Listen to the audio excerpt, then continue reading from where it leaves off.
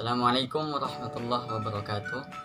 Nah, kali ini kita akan sama-sama belajar mengenai tenses, yaitu simple present tense. Nah, simple present tense itu tenses yang paling mudah untuk kita pelajari. Kenapa? Karena tenses ini masih merupakan tenses dasar, dan tenses ini juga sering kita temukan atau digunakan dalam berbahasa Inggris atau speaking. Nah, sebelum lanjut, kita harus ketahui bahwa apa sih simple present tense itu.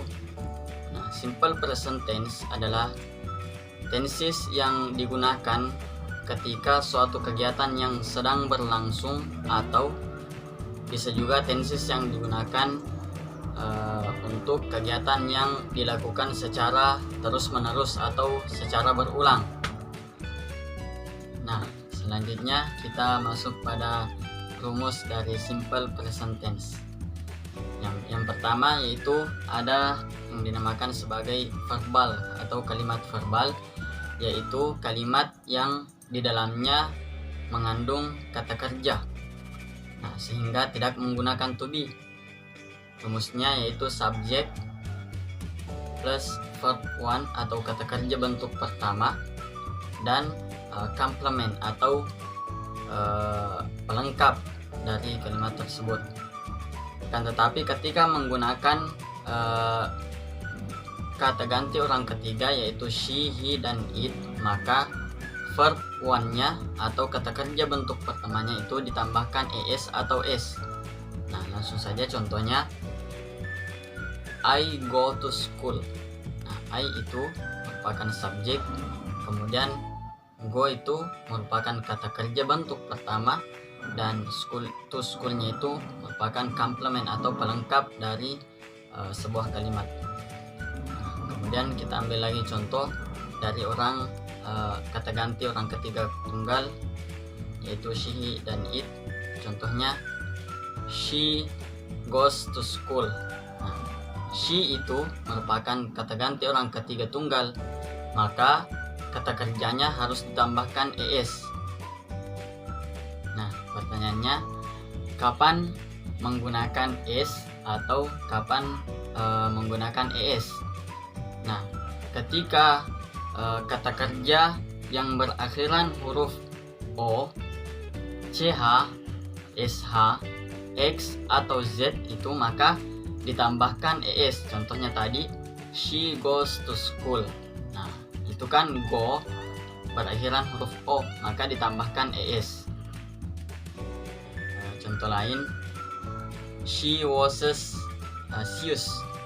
Nah, di situ berakhiran huruf sh, maka ditambahkan es. Nah, ketika kata kerja yang berakhiran huruf konsonan, kemudian setelah huruf konsonan tersebut ada atau terdapat huruf y setelahnya, maka y-nya diubah menjadi huruf i, kemudian ditambahkan es. Contohnya, study menjadi studies. Nah, contohnya, he studies English, maka ditambahkan es di belakangnya. Nah, kemudian kata kerja yang berakhiran huruf vokal dan setelahnya terdapat huruf y, maka cukup ditambahkan huruf s saja. Contohnya, kata plays. Nah, he plays game contohnya. Nah, di situ cukup ditambahkan s saja. Kenapa? Karena berakhiran huruf y, namun sebelumnya terdapat huruf vokal. Nah, ketika selain dari yang telah disampaikan tadi, huruf yang berakhiran huruf o, ch, sh, x atau z, atau huruf yang berakhiran huruf konsonan dan setelahnya terdapat huruf y itu, maka hanya ditambahkan huruf s saja. Selanjutnya kita masuk pada contoh dari kalimat negatifnya, dari kalimat verbalnya. Kita ambil contoh I don't go to school. Nah, rumusnya yaitu subject tambah do atau does tambah not tambah kata kerja bentuk pertama dan tambah complement atau pelengkap. I don't go to school, yaitu sudah lengkap, ada subjeknya, memakai do dan not, dan kata kerja bentuk pertama, dan ditambahkan complement atau pelengkap. Nah, kapan digunakan does? Ketika orang ketiga tunggal. Contohnya, he doesn't go to school, maka memakai kata does. Nah, kemudian selanjutnya contoh dari kalimat pertanyaan, yaitu maka do atau does-nya berada pada awal kalimat. Contohnya, do you go to school? Nah, maka do-nya pindah ke awal kalimat, yaitu do you go to school.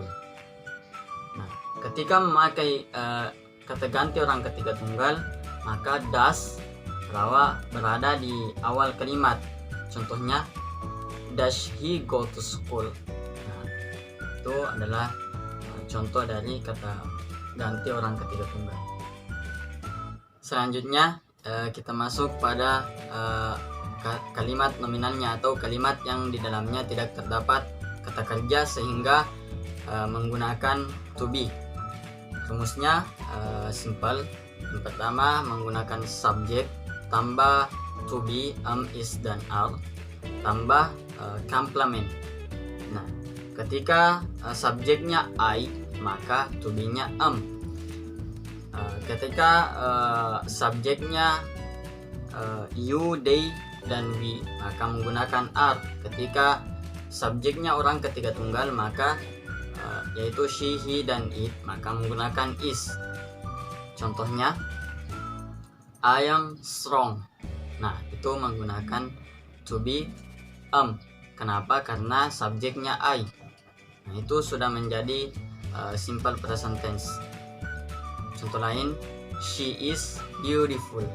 Nah, itu menggunakan is. Kenapa? Karena menggunakan kata ganti orang ketiga tunggal, yaitu she. You are handsome. Nah, itu menggunakan are. Kenapa? Karena menggunakan subjeknya you. Nah, ketika menggunakan kalimat negatif, maka cukup ditambahkan not setelah to be. Contohnya, she is not beautiful. Nah, cukup ditambahkan not di belakang to be. Ketika kalimatnya pertanyaan, maka cukup to be-nya berada di awal kalimat. Contohnya, is she beautiful? Nah, is-nya itu dipindahkan ke awal kalimat sehingga menjadi kalimat pertanyaan. Contoh lain, are you handsome? Nah, are itu berada pada awal kalimat. Kenapa? Karena merupakan kalimat pertanyaan. Nah, tadi telah sama-sama kita pelajari tentang tenses, yaitu simple present tense. Gimana? Mudah bukan? Nah, silahkan jangan lupa like, comment, and subscribe, dan tentunya share ke teman-teman kalian yang ingin juga belajar berbahasa Inggris. See you next time. Assalamualaikum warahmatullahi wabarakatuh.